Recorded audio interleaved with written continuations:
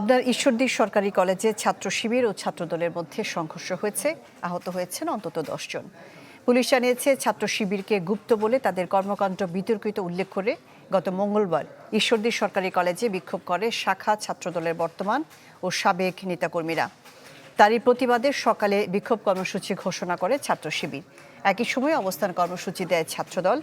এরই জেরে দুপুরে কলেজের সামনে ধাওয়া পাল্টা ধাওয়া হয় উভয় পক্ষের মধ্যে। বিস্ফোরণ ঘটানো হয় ককটেলের, চালানো হয় ভাঙচুর। পরে পুলিশ গিয়ে পরিস্থিতি নিয়ন্ত্রণে আনে।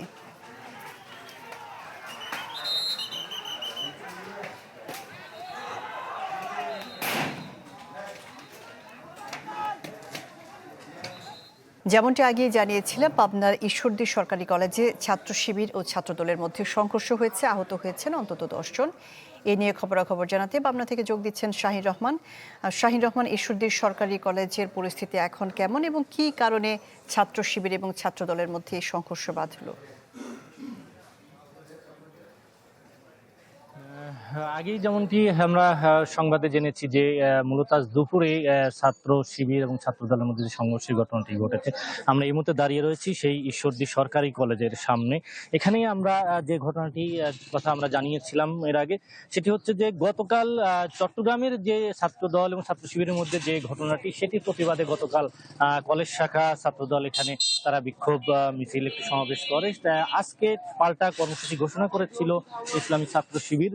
তারা এখানে আজকে একটি বিক্ষোভ সমাবেশের ডাক দেয়। তার প্রেক্ষিতে আবার ছাত্রদলও ঠিক আজকে অবস্থান কর্মসূচি ঘোষণা করে। মূলত এই পাল্টাপাল্টি কর্মসূচি ঘিরে আজকে দুই দল যখন মুখোমুখি অবস্থানে আসে তখনই আজকে দুপুরে নাগাদ তখন তারা দুই পক্ষই সংঘর্ষে জড়িয়ে পড়ে।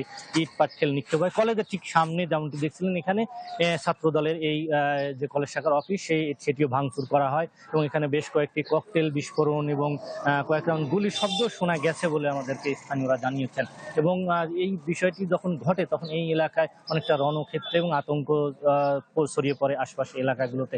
এবং ছাত্রদল এবং ছাত্র শিবিরের এই সংঘর্ষের ঘটনাটি খবর পেয়ে দ্রুত পুলিশ, ঈশ্বরদী থানা পুলিশ ঘটনাস্থলে এসে তারা পরিস্থিতি নিয়ন্ত্রণে আনে এবং ততক্ষণে উভয় পক্ষের মধ্যে যে সংঘর্ষ, ইট পাটকেল নিক্ষেপ, ভাঙচুরের ঘটনাটি ঘটেছে, সেই ঘটনায় বেশ কয়েকজন আহত হয়েছেন উভয় পক্ষের। অন্তত আমরা যেটি জেনেছি অন্তত 10 জন, যদিও তাদের নাম পরিচয় এখনো পর্যন্ত আমরা নিশ্চিত হতে পারিনি। তারা বিভিন্ন ক্লিনিক বা হাসপাতালে চিকিৎসা নিচ্ছেন এবং এই ঘটনাটি নিয়ে আমরা স্থানীয় যে কলেজ শাখার যে ছাত্রদলের শাখা রয়েছে সেই শাখার সভাপতি, তার সঙ্গে আমরা কথা বলেছি। তিনি জানিয়েছেন যে মূলত এই যে গুপ্ত যে কথাটি তিনি এসেছে সংগঠনটি, এই সংগঠনের প্রতিবাদে মূলত তারা আজকে এই বিক্ষোভ মিছিল গতকাল করেছেন এবং আজকে যে শিবির যে বিক্ষোভ মিছিল ডাক দিয়েছিল তার প্রতিবাদে তারাও আজকে অবস্থান নিয়েছেন এবং শিবির যেটি পাল্টা অভিযোগ করেছে যে মূলত শিবিরের বিরুদ্ধে বিভিন্ন কুৎসা রটনার প্রতিবাদে তারা আছে শান্তিপূর্ণ যে কর্মসূচি, সেই কর্মসূচিতে বাধা দেয় তারা প্রতিরোধ করেছিলেন। তো শাহিন রহমান, বুঝতে পেরেছি আপনার ঈশ্বরদী সরকারি কলেজে ছাত্র শিবির এবং ছাত্রদলের মধ্যে সংঘর্ষ হয়েছে, এই নিয়ে খবর জানাচ্ছিলেন শাহিন রহমান।